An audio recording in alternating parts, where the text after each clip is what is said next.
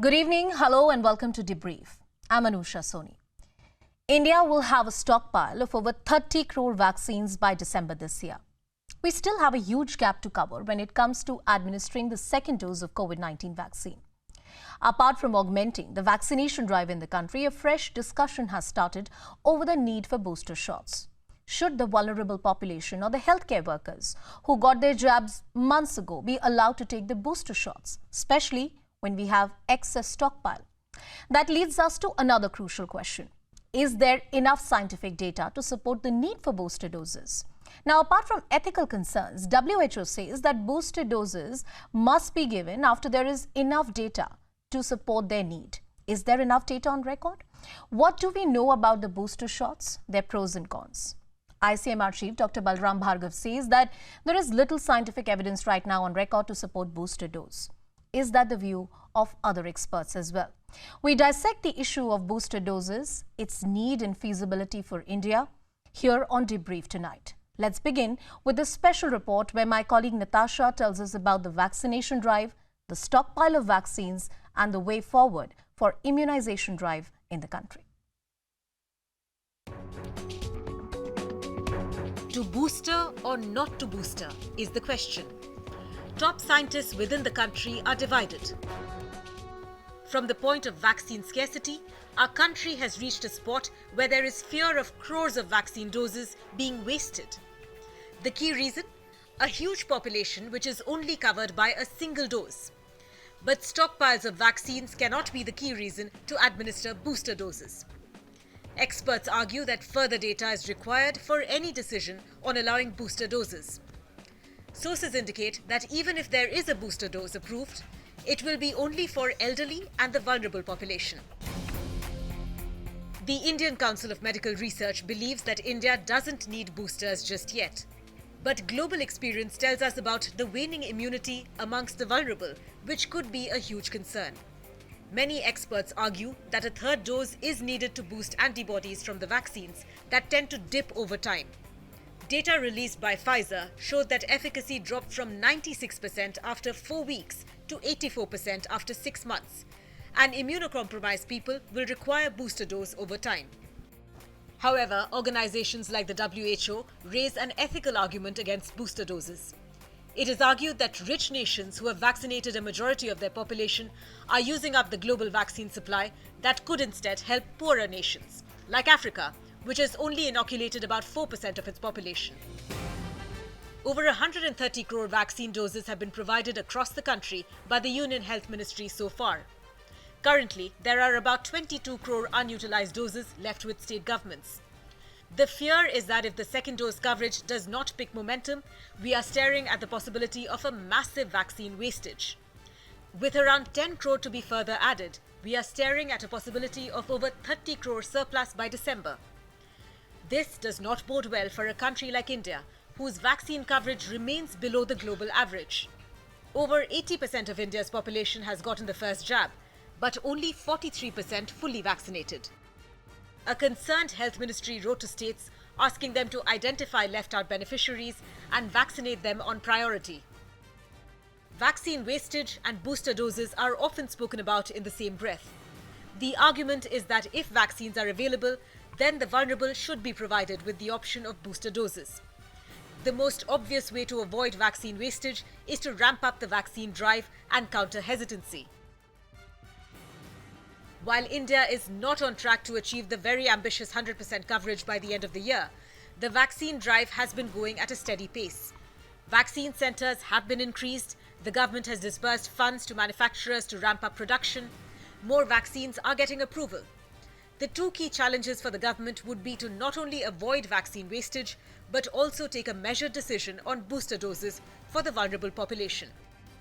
With Natasha Mendon, Anisya Kumar for CNN News 18.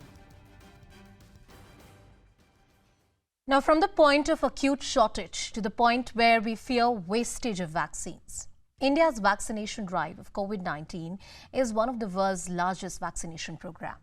This is a story of painful lessons, collective will, grit, determination, and enormous effort of the local healthcare workers who took the vaccines to the remotest part of our country. There was a point in time, you'd remember, when the state governments would blame the center for short supply of vaccines. We're at a point now where various states are saying they have enough stockpiles and they don't want any more. From vaccine hesitancy to the billion-dose landmark, Ritangshu narrates you the extraordinary story of India's vaccination program and what lies ahead.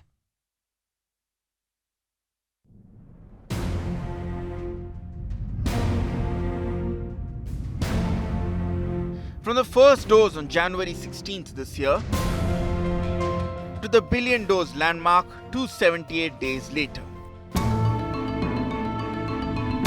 India's mission vaccine has come a long, long way. From an acute vaccine crunch to a point where only half of the vaccines produced in December will actually be used by India. And as a result, several states are refusing to take in further vaccines. But that doesn't mean India is anywhere close to reaching its vaccination goals. While 82% of India's population has received one dose, only about 43% has been fully vaccinated. It will still take a mammoth 8 months to vaccinate the total adult population. The focus now is on prioritizing which states need the vaccines more and fast. 5 big states are particularly lagging behind when it comes to getting their people fully vaccinated. Uttar Pradesh with 18.43%, Bihar with 18.5%, Punjab with 23.57%, West Bengal with 26.4%, and Rajasthan with 28%. The other concern facing India is its lopsided focus on just one vaccine.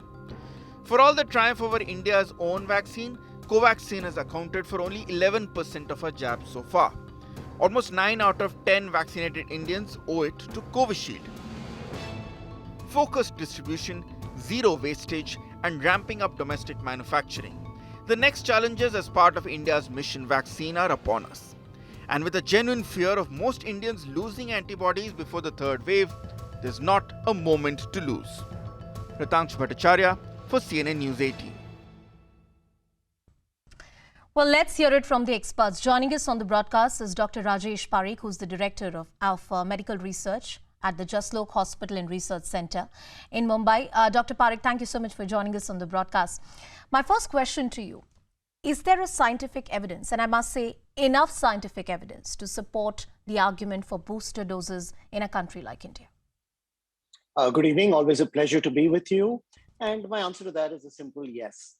There is compelling scientific evidence gathered over nearly 200 years of the history of vaccination, and as recently as 3 weeks ago, to support the idea of boosters. First of all, I think it's important for us to understand that all vaccines, with the exception of the live attenuated vaccines, require boosters. The longest immunity is with the live attenuated vaccines, but none of the current vaccines for COVID use that platform. And so there has been evidence gathered over the entire history of vaccinology that boosters are required. In the current pandemic, we have seen data coming from different vaccines. And lately we are beginning to see the vaccines as a heterogeneous group, not just as one kind of vaccine. They're built on different platforms, they have different vectors, and they're all very individual, and their individualities are emerging now. And all of them have varying degrees of immunity duration. But most important, just about 3 weeks ago, a significant paper was published in the Lancet. This was a collaborative study between the Harvard Medical School and CLALIT. CLALIT now is a huge base from Israel. It covers half the Israeli adult population. And in this study, the database covered more than 1 million individuals, and they looked at individuals who had received just 2 doses and compared them with a control group match for age, gender, etc. Of individuals who had received the booster dose. And the answer is loud and clear. Between 92 and 93% of people who had received the booster dose had immunity, and immunity from illness, as opposed to those who had received just 2 doses. But Dr. Parikh, then how does one understand a statement coming in from Dr. Balram Bhargav, who says we need more data, there is not enough data on record, or the argument of the WHO that there are ethical concerns right now for booster doses because a significant world population still doesn't have even a single dose? Could you address both the limbs? Yes, I think they're both very important and interesting questions. One is scientific, the other is ethical, covers vaccine inequity. Let's address the first issue. The ICMR is justified to a limited degree in saying that there's not enough data from India to indicate that. But we cannot wait every time for data. The ICMR has had shifting positions in the past.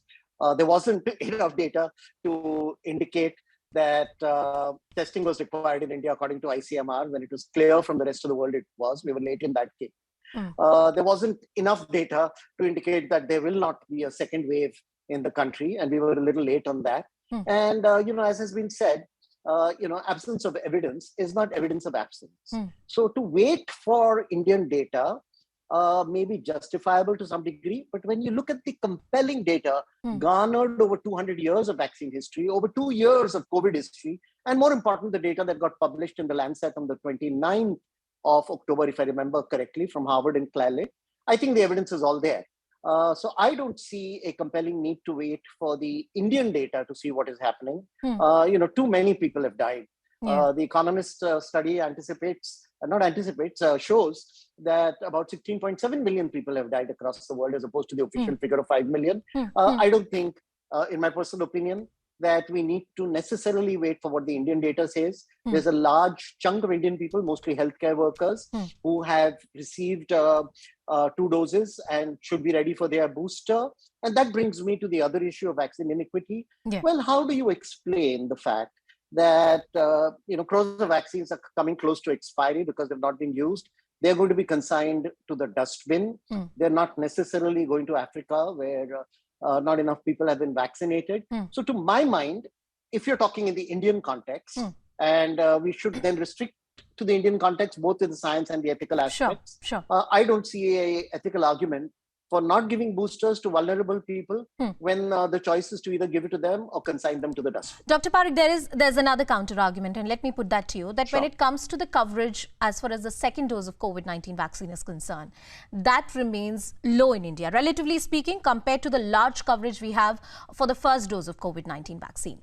Most of the experts who are arguing that we don't need booster doses as of now say that we need to rather focus on making sure that there is complete immunization, both doses are delivered, and this is not the right time for the booster shots.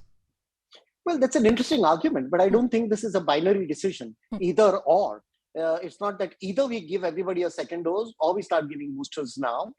We don't necessarily have to wait until the entire population or the eligible population has been vaccinated, because keep in mind, even the criteria for eligibility are going to change. Let us not be too astonished if in the near future we see that children are going to get vaccinated, they will become eligible. So the number of people who are eligible is going to increase. But I think to say that we are first going to do this, and in fact, they've said we'll think about it. They've not even said that after we finish this, we'll do the booster. After we've done 80% coverage, we'll think about it. Dr. Parekh, I think we're losing your audio there. We'll just try and fix that for our viewers. But as you're arguing, it's an interesting argument that there are no binaries which are really there. We lost your audio, Dr. Parekh, but go ahead. Please make your point. Yeah, I'll just cover it briefly in case you lost it. And after the binary argument part of it, I was just saying that, we don't have to think of the second step when we come to it.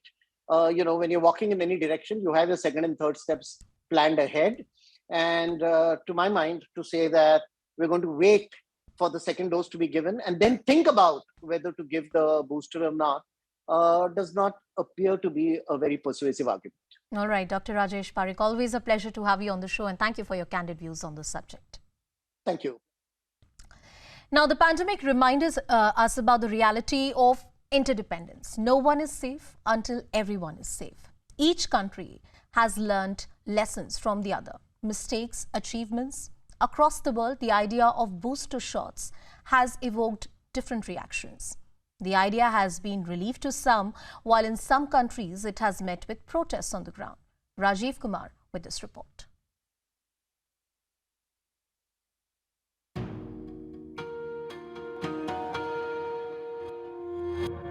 To boost or not to boost? That remains the big question globally. After all, Europe remains firmly in the deadly grip of COVID-19. America is experiencing the beginning of its fifth wave. And all this despite a very high vaccination rate in both continents.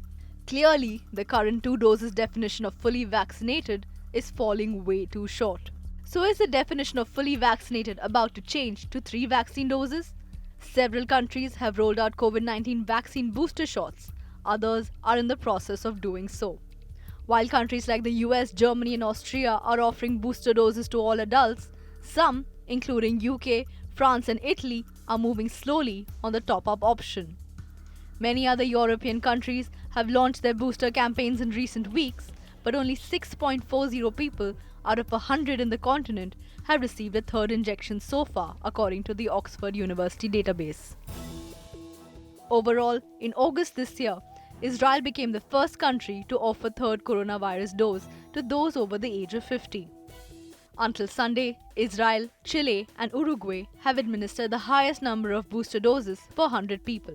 As of November 20th, about 19.49% of the COVID-19 vaccinations administered globally were booster doses.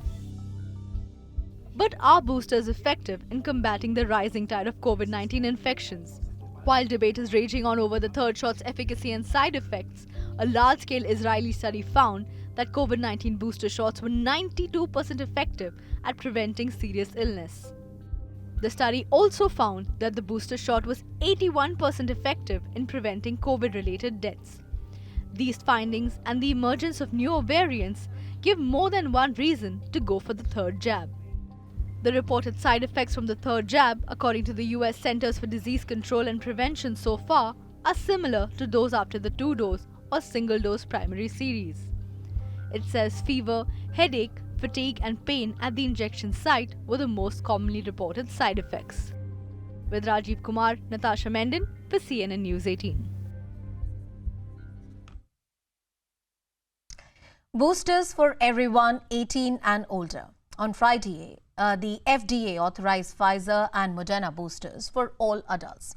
And top US health officials say a third dose is needed as there's been an uptick in COVID-19 hospitalization amongst the vaccinated people who haven't had the booster doses, especially among senior citizens. Mandy Gaither with this report. It's another COVID-19 concern, a slight rise in hospitalizations among the vaccinated who have not yet received a booster shot, and it's hitting seniors the hardest. Although the highest risk are those people who are unvaccinated, we are seeing an increase in emergency department visits among adults age 65 and older, which are now again higher than they are for younger age groups. Long-term healthcare facility residents and seniors were among the first to be eligible for a COVID-19 vaccine, and their immunity may now be waning. Top U.S. health officials say it's clear boosters are needed. When we compare rates of COVID-19 disease between those who are vaccinated with 2 doses and those who have received a booster dose, the rate of disease is markedly lower for those who received their booster shot, demonstrating our boosters are working. The latest CDC data shows more than 16% of fully vaccinated people have received a COVID-19 booster. More than half of those have gone to seniors 65 or older, double the rate of booster uptake in the vaccinated population overall. As to when there will be an end to the pandemic, health officials say it's up to us. Why don't we get as many people as we can get vaccinated as quickly as possible, and get as many people who are eligible for getting boosted as possible. For Health Minute, I'm Mandy Gaither. Slipping into a very short break.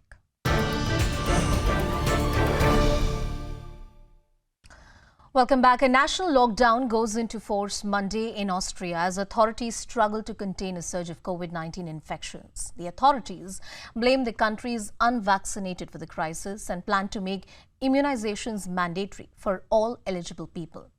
And that plan is not going very well with many Austrians. CNN's Salma Abdulaziz reports from Vienna. Restrictions met with resistance on the streets of Vienna. COVID cases are on the rise, and so is public anger. An estimated 40,000 people attended this anti-government demonstration.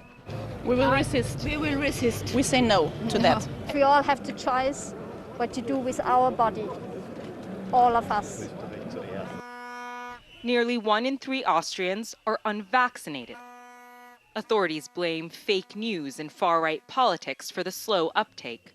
And I don't know if something like this is necessary in Austria and in Europe. The people are being treated like children. They are not allowed to make their own decisions. As night fell, tensions rose. Several were arrested and 2 police officers injured. But at Austria's largest vaccination center, we find restrictions are quietly working. Rules targeting the unvaccinated have forced some to come forward. Up to 20% here are getting their first shot, officials said. Yaroslav is among the reluctant. I gave in to the government's blackmail, he said. I wanted to wait, but the government had other plans for me. The government here is fed up with the unvaccinated. Austria plans to be the first country in Europe to mandate all eligible persons to be immunized. And the deadline is soon, February 1st. Expert Peter Klimek says it's time for desperate measures. Will this vaccine mandate work? What we believe is that with this mandatory vaccinations, and if this is executed properly, then at least we should be able to avoid triage situations in the hospitals. Thank you for your visit and have a safe trip home. For now, Vienna's beloved Christmas markets must close. A nationwide lockdown could last up to 20 days. And even when restrictions are lifted, rules will remain in place for the unvaccinated. The government's message, holiday joy, is for the immunized. Salma Abdulaziz, CNN, Vienna. Well, the jury is clearly divided. We hope that as and when India gets its policy, and we're talking about the fact that we get a policy about the booster doses in the country, it's a policy which is driven by data and science. Moving forward, we also need to pull our socks when it comes to the coverage as far as the second dose of COVID-19 vaccine is concerned. Let's see what is the policy that government put forward for the people of this country. With that, it's a wrap. Thank you for watching.